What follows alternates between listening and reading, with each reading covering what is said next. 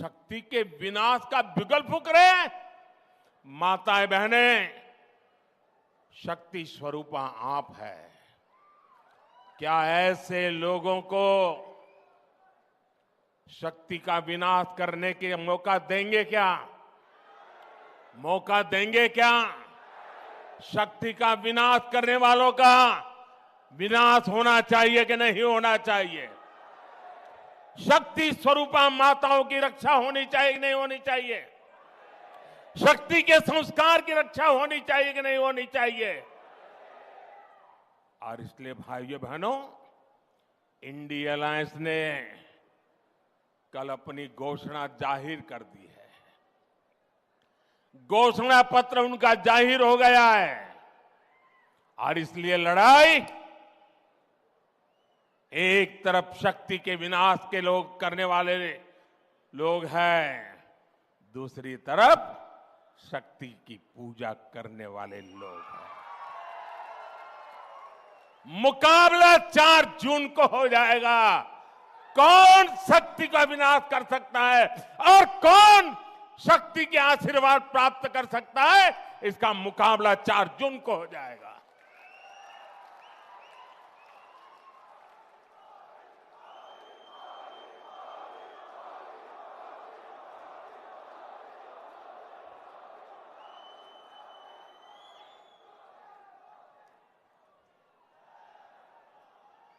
साथियों, तेलंगाना की ये धरती कोई साधारण धरती नहीं है।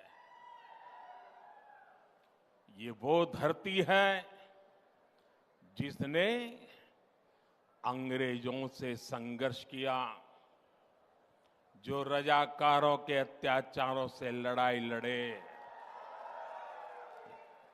इस धरती ने देश की अखंडता और सम्मान के लिए संघर्ष किया। बावजूद इसके आजादी के बाद तेलंगाना को कांग्रेस के सियासी षड्यंत्रों को सहना पड़ा। एक और वो कांग्रेस पार्टी है जिसने तेलंगाना के सपनों को कुचला है। दूसरी ओर वो बीआरएस है जिसने यहां के लोगों की भावनाओं का इस्तेमाल किया, सत्ता पाई और बाद में जनता से विश्वासघात कर दिया।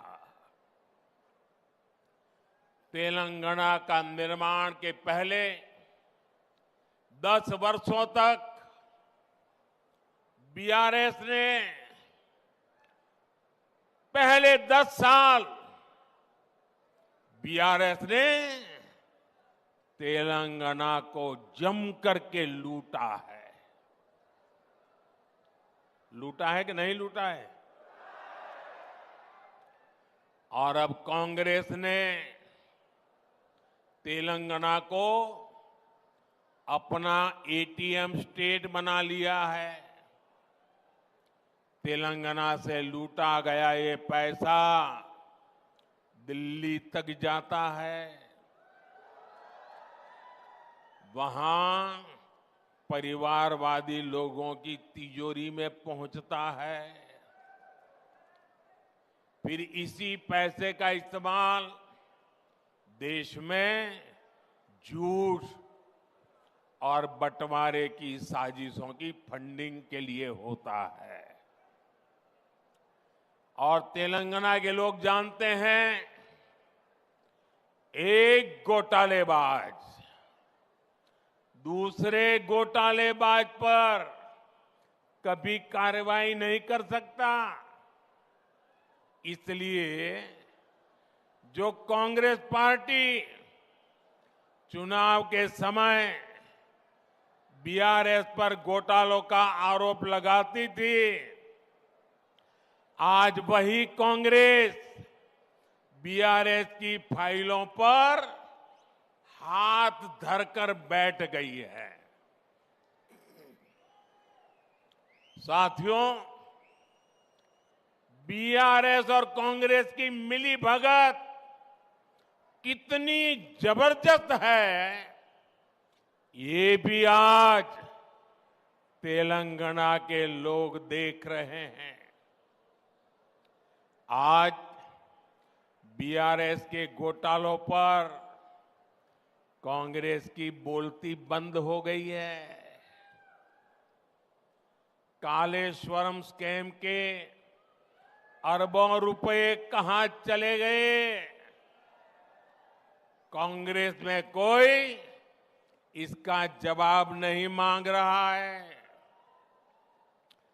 और कांग्रेस जो सैकड़ों वादे करके सरकार में आई थी, वो क्यों पूरे नहीं हो रहे हैं? बीआरएस में कोई ये सवाल नहीं पूछता। दोनों एक दूसरे को बचा रहे हैं, दोनों एक दूसरे की जम करके मदद कर रहे हैं और सब कुछ पर्दे के पीछे कर रहे हैं।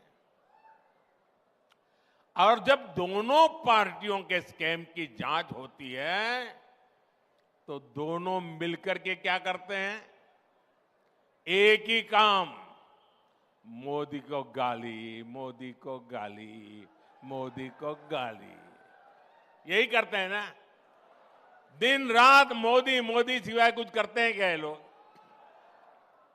इनके मुंह से कभी भारत मां की जय सुना क्या?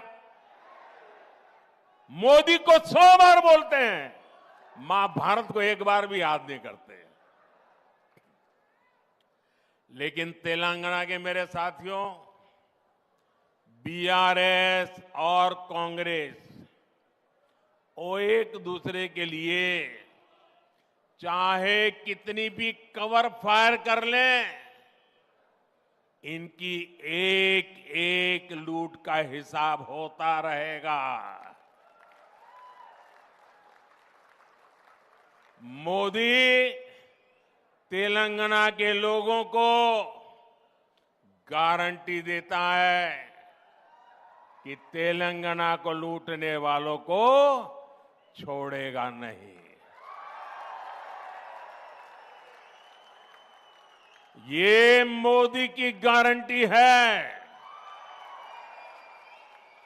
इदी मोदी गारंटी। साथियों, परिवारवादी पार्टियां, परिवारवाद में डूबे लोग केवल देश को लूटने के लिए राजनीति में आए हैं। ये लोग कभी देश का, किसी राज्य का भला नहीं कर सकते। आप परिवारवादियों का पूरा इतिहास उठाकर देख लीजिए। देश में जितने भी बड़े घोटाले हुए हैं, उनके पीछे कोई न कोई परिवारवादी पार्टी ही मिलेगी। आप जरा सोचना, ये मीडिया के मित्रों को भी मैं होमवर्क देके जाता हूं कि आप सोचिए, देश में लाखों करोड़ का 2G स्पेक्ट्रम घोटाला हुआ, किसका नाम आया? दिल्ली दरबार का संरक्षण और डीएमके परिवार की करतूत। देश में नेशनल हेराल्ड घोटाला हुआ, किसका नाम आया? कांग्रेस का सबसे बड़ा परिवार जो कांग्रेस पार्टी को चलाता है, उनका नाम आया। देश में बोफोर्स स्कैम भी हुआ था, किसका नाम आया था? इसी परिवार का। बिहार में इतना बड़ा चारा घोटाला हुआ, कौन अपराधी साबित हुआ? बिहार में नौकरी के बदले जमीन घोटाला हुआ, किसका नाम आया? आरजेडी चलाने वाले उसी परिवार के लोगों का, इसी परिवारवादी भ्रष्टाचार का शिकार हमारा तेलंगाना भी हुआ है। परिवारवादी बीआरएस ने प्रदेश में कालेश्वरम घोटाला किया है। दिल्ली में हुए लीकर स्कैम में भी कट कमीशन खा लिया। इसलिए कांग्रेस हो या बीआरएस,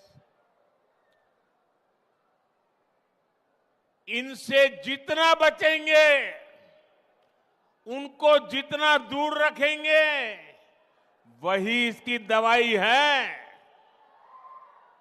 इसलिए 13 मई को आपको वोटिंग के दिन याद रखना है, बीजेपी को जिताना है।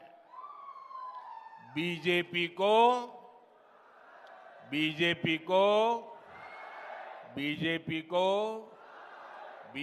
को आप तेलंगाना में बीजेपी को जितनी ज्यादा सीटें देंगे, उतनी ही मेरी ऊर्जा बढ़ेगी। और ये जो शक्ति स्वरूपा का विनाश करने के लिए निकले हैं ना, उनकी रक्षा करने के लिए मुझे ताकत चाहिए। अब मैं विकसित भारत के लिए और ज्यादा परिश्रम करूंगा। आपको भरोसा है ना? मैं परिश्रम करूंगा, इस बात पे भरोसा है ना? क्या कभी मैंने मेहनत करने में कमी रखी है क्या? खुद को खपाऊंगा और कुर्सी की